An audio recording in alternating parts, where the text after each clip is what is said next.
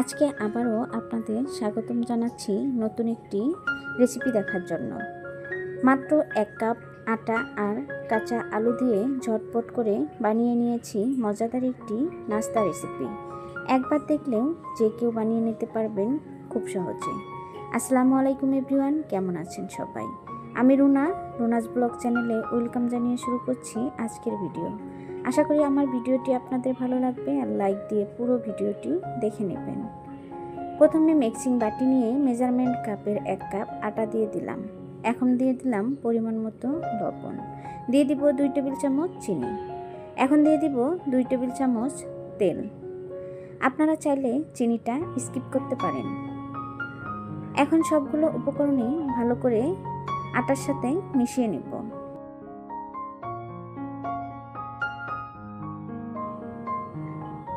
মিশানোটা যত ভালো হবে ডোটা কিন্তু ততটাই পারফেক্ট হবে। এই যে দেখুন, আমার কিন্তু মিশিয়ে নেওয়া শেষ। হাতে মুঠবন্দি করলে মুঠবন্দি হয়ে যাচ্ছে। এই অবস্থায় আমি নর্মাল পানি দিয়ে সফট একটা ডো বানিয়ে নেব। পানিটা আমি একবারে দিব না, আস্তে আস্তে দিয়েই ডোটা বানিয়ে নেব। একবারে পানি দিলে দেখা যায় যে পানির পরিমাণটা বেশি হয়ে যায়, তারপর আবারও আটা দিতে হয়। আর আস্তে আস্তে পানি দিয়ে যদি ডোটা করা যায় তাহলে পারফেক্ট ডো হয়। ডোটা কিন্তু একটু সময় নিয়ে ধৈর্য ধরে করে নিতে হবে, এতে করে অনেকটাই পারফেক্ট আর সফট হবে।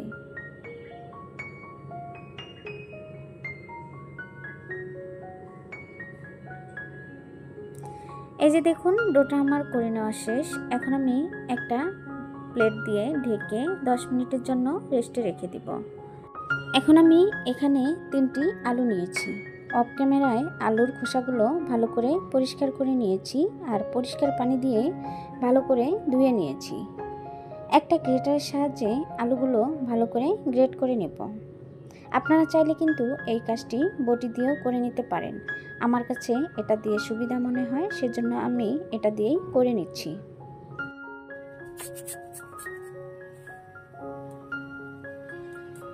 দেখুন ভিউয়ার্স, সবগুলো আলু আমার গ্রেট করে নেওয়া শেষ। সব মিলিয়ে আমার এতটুকু হয়েছে। এখন আমি সবগুলো একটা প্লেটে তুলে নিচ্ছি। এই যে দেখুন বন্ধুরা, সবগুলো আলু আমার প্লেটে তুলে নেওয়া শেষ। এখন আমি এর মধ্যে দিয়ে দিব কাঁচামরিচ কুচি। আগে থেকে আমি পেঁয়াজ কুচি করে নিয়েছিলাম, সেগুলো দিয়ে দিলাম। এখন দিয়ে দিব পরিমাণ মতো হলুদের গুঁড়া, দিয়ে দিব ভাজা জিরা গুঁড়া, দিয়ে দিব লাল মরিচের গুঁড়া আর পরিমাণ মতো লবণ। সবগুলো উপকরণ দেওয়ার পরে আলুগুলো ভালো করে মিশিয়ে নিব। এটা কিন্তু ভালোভাবে মিশিয়ে নিতে হবে, এতে করে অনেকটাই পারফেক্ট হবে। এই যে দেখুন, আমার মিশিয়ে নেওয়া শেষ। আমি যে ডোটা ঢাকনা দিয়ে 10 মিনিটের জন্য রেস্টে রেখে দিয়েছিলাম সেটা অনেকটাই সফট হয়েছে। আপনারা কিন্তু আশা করি দেখে বুঝতে পাচ্ছেন। এখন একটা ডো থেকে লাচু কেটে আমি 2টা করে নেব আর একটা দিয়ে রুটি বেলে নিব। একদম ইউনিক আর সহজ একটি নাস্তা রেসিপি। আলু দিয়ে যে এত মজাদার একটি নাস্তা রেসিপি বানানো যায়, একবার না খেলে বুঝতেই পারবেন না বন্ধুরা। অবশ্যই বাসায় একদিন ট্রাই করবেন। এই যে দেখুন, আমি একটা রুটি বেলে নিয়েছি আর আমি যে আলুটা মেখে নিয়েছিলাম সেটা এখন এর উপর দিয়ে দিচ্ছি। আমি কিভাবে বানিয়ে নিচ্ছি আশা করি সেটা আপনারা দেখেই বুঝতে পারছেন।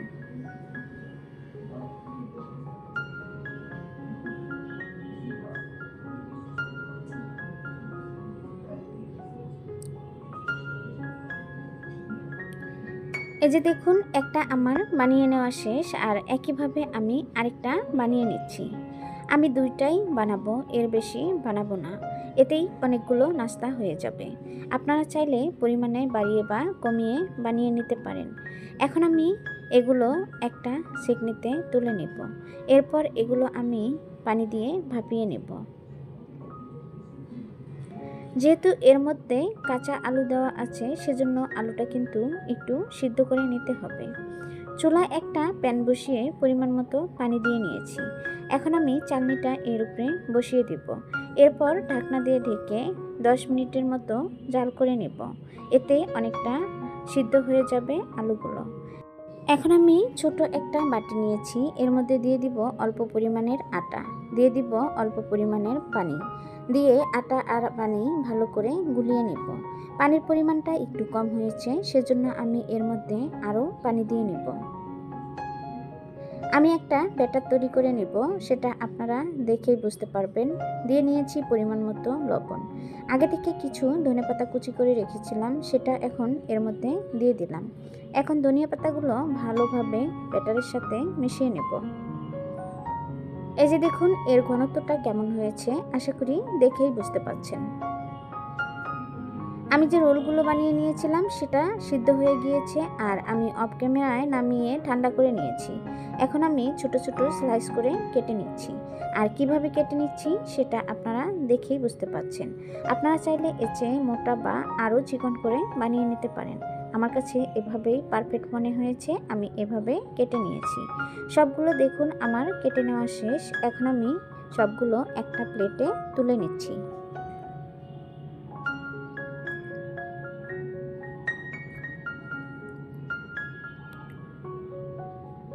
এই যে দেখুন বন্ধুরা, সবগুলো আমার তুলে নেওয়া শেষ। আমি যে ব্যাটারটা গুলিয়ে রেখেছিলাম সেটা অনেকটাই ঘন হয়ে গিয়েছিল, এজন্য আবারও নেড়ে চেড়ে একটু পানি দিয়ে পাতলা করে নিয়েছি। এখন আমি একটা করে নাস্তা এর মধ্যে দিয়ে নেব, এরপর কুট করে নেব।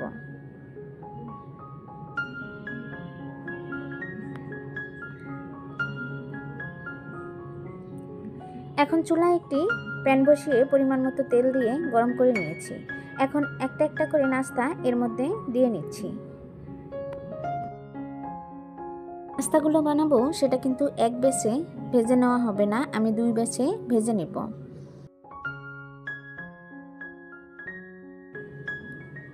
আমি একসাথে 7টা নাস্তা দিয়ে নিয়েছি এর মধ্যে, আর কিছুক্ষণ সময় মিডিয়াম আঁচে এগুলো ভেজে নেব। এরপর একপাশে হয়ে গেলে উল্টিয়ে দিব। এই যে দেখুন একপাশে হয়ে গিয়েছে, এখন আমি উল্টিয়ে দিচ্ছি। আর নাস্তাগুলো আমি উল্টিয়ে পাল্টিয়ে ক্রিস্পি করে ভেজে নেব।